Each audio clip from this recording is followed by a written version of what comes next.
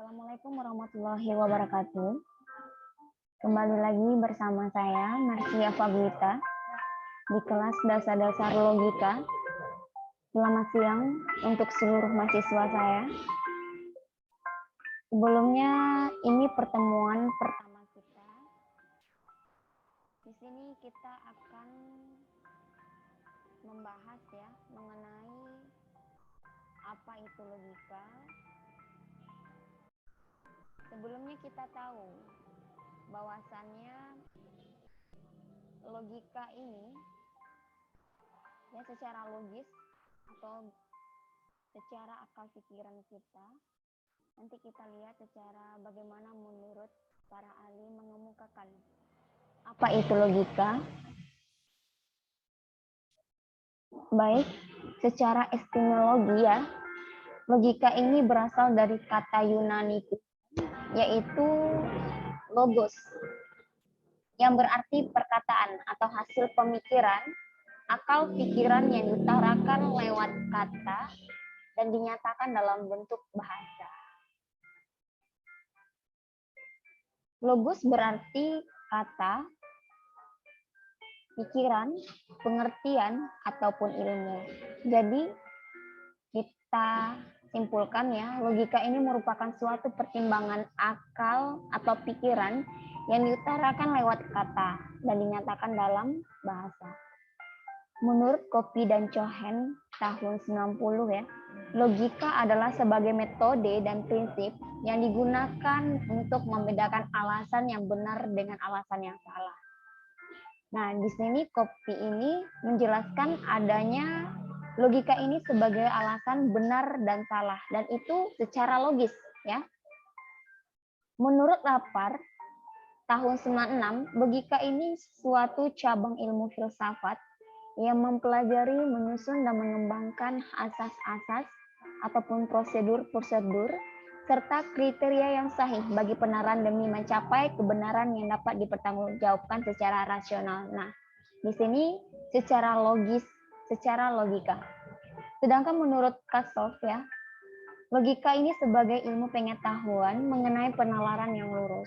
Nah, secara akal yang lurus yang diutarakan dalam bentuk kebenaran. Kalau kita lihat menurut Projo dan Gilarso tahun 2011, logika ini merupakan suatu metode atau teknik yang diciptakan untuk meneliti ketetapan menalar. Nah, di sini memang dijelaskan lebih kepada metode atau teknik menurut si Gilarso.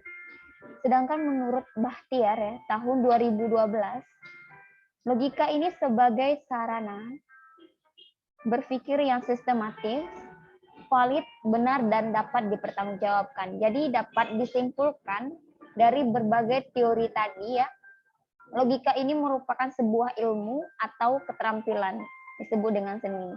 Sebagai sebuah ilmu, logika ini merupakan suatu elemen dasar dari ilmu pengetahuan. Nah, kalau kita lihat secara seni atau keterampilannya, logika ini merupakan suatu seni atau asas-asas pemikiran yang benar, tepat, dan teratur. Kalau kita lihat, logika ini memiliki beberapa manfaat yang di antaranya kita lihat ada beberapa macam. Yang pertama itu memberikan pertolongan pada individu untuk mengembangkan pola berpikir secara lurus dan benar atau sah sesuai dengan kaidah-kaidah berpikir logis. Karena di sini kita melihat secara metode dan teknik benar dalam mengutarakan suatu bahasa yang diterapkan secara logis. Yang kedua itu kita membantu manusia untuk menyelaraskan dan menggunakan prinsip-prinsip abstrak yang ada atau diterapkan pada semua disiplin ilmu pengetahuan untuk menyusun suatu kesimpulan. Yang ketiga itu menjembatani filsafat dengan ilmu pengetahuan. Yang keempat, lebih meningkatkan kemampuan individu dalam berpikir secara abstrak dan kemampuan berpikir sesuai dengan disiplin keilmuannya. Yang kelima kita lihat mengembangkan kemampuan imajinatif kemampuan berpikir yang secara kreatif, inovatif, dan prediktif dalam mengkaji beragam fenomena kehidupan di masyarakat. Yang keenam, kita lihat ya manfaatnya lebih membangun sikap mental individu yang tangkap, cakap, tepat, kritis, dan objektif. Selanjutnya, bermanfaat dalam mengembangkan daya intuisi individu dengan mengembangkan nalar kita yang runtut, rasional, dan logis. Selanjutnya, manfaatnya adalah meningkatkan daya inquiry atau daya problem solving individu dalam mengkaji dan beragam fenomena kehidupan di masyarakat. Selanjutnya kita lihat ya sejarah logika, bagaimana pula perkembangan pada masa itu. Logika ini lahir pada masa Yunani kuno dan kemudian lahir kembali sekitar 100 tahun yang lalu. Dari sisi keilmuannya, sejarah perkembangan logika ini tidak dapat dipisahkan dari filsafat umum maupun filsafat logika. Secara historis, logika ini menjadi metode analisis dan metode penalaran. Jadi secara sejarahnya ya, memang sudah menjadi metode dalam menganalisis maupun menalarkan suatu pemikiran yang dapat diterapkan secara benar ataupun salah. Jadi, orang pertama yang merancang sistem pemikiran ini adalah Aristoteles, yaitu pada 384 sampai 322 Masehi. Menurut Aristoteles ini, dia mengatakan bahwa logika adalah ilmu yang mendahului ilmu-ilmu, atau yang dikatakan bahwa logika sebagai alat yang berguna untuk mempraktikkan ilmu pengetahuan. Selanjutnya kita lihat di dalam sejarah logika ini ditemukan bahwa adanya logika tradisional. Nah, yang dikatakan logika tradisional ini adalah logika klasik ya, sebuah sistem yang diciptakan Aristoteles untuk menganalisis bahasa.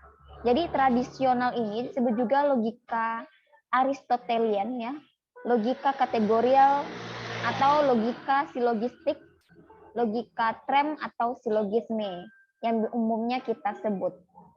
Jadi logika tradisional ini juga merupakan logika silogisme. Awalnya logika ini merupakan metode filsafat, kemudian menjadi sebuah kerangka berpikir yang didasarkan kepada tradisi atau kebiasaan-kebiasaan tradisional yang diwariskan nenek moyang dari generasi ke generasi lainnya. Jadi di dalam logika tradisional ini juga ditemukan ada dua macam. Yang pertama itu logika secara formal, deduktif. Yang kedua secara logika material. Nah, coba kita lihat ya, penyebab kesalahan berpikir ini apa juga ya.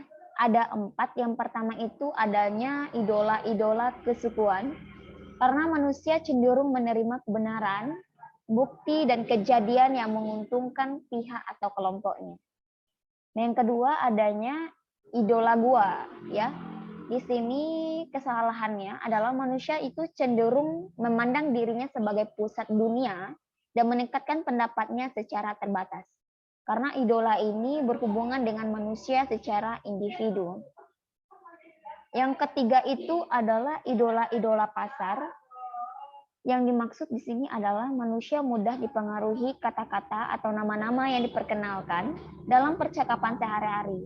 Dalam pemilihan katanya yang jelek dan tidak tepat dapat menimbulkan pemikiran yang sesat. Jadi di sini salah satu penyebab kesalahan berpikir adalah manusia ini lebih dikenal ya menggunakan kata-kata yang jelek atau buruk di dalam bahasanya. Jadi di sini lebih menimbulkan pemikiran yang sesat.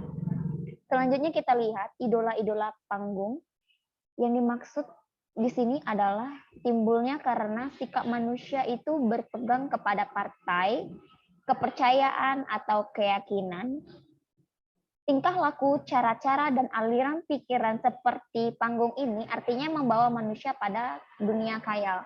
Nah, ketika manusia ini berpikir secara khayal, maka di sini tidak bisa dianggap suatu itu dalam bentuk benar atau memang nyatanya.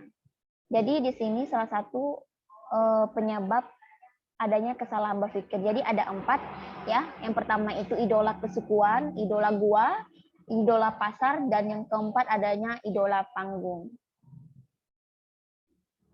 Baik, itulah mengenai materi kita tentang apa itu logika ya, kepada Ananda semua. Jadi kita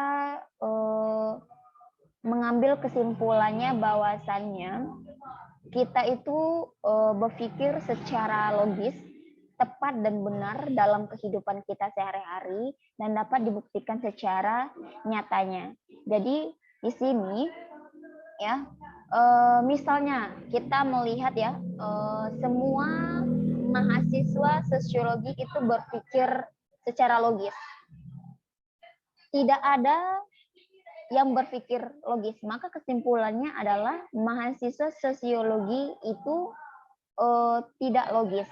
Karena kita ambil kesimpulannya di sini, karena tidak semua mahasiswa sosiologi itu dikatakan logis, karena semuanya mempunyai pemikirannya berbeda-beda. Jadi di sini kita tarik kesimpulannya bahwasannya sesuatu yang kita pikirkan dengan bahasa yang tepat, secara yang baik, logis, dapat diserap dengan akal pikiran kita, maka suatu pemikiran tersebut dapat dicerna dengan baik juga.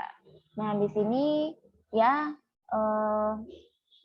di pertemuan kali ini kita lebih paham mengenai konsep-konsep dari dasar-dasar logika ini. Untuk pertemuan selanjutnya kita akan membahas mengenai kebenaran. Jadi silakan ya nanti dilihat. Sebelumnya kita akhiri ya pertemuan kali ini, dan Ibu akhiri dengan Assalamualaikum warahmatullahi wabarakatuh.